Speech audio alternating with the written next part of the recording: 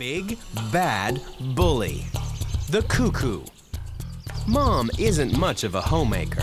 She lays an egg in someone else's nest and then covers her tracks by stealing one of her host's eggs. The cuckoo egg, sitting at the front of the nest, is so well disguised that it fools the reed warbler into believing it's one of her own. The unsuspecting reed warbler is now mothering a future felon. The cuckoo hatches 3 days before the warbler chicks, and within minutes, this blind, featherless baby gets rid of all the competition.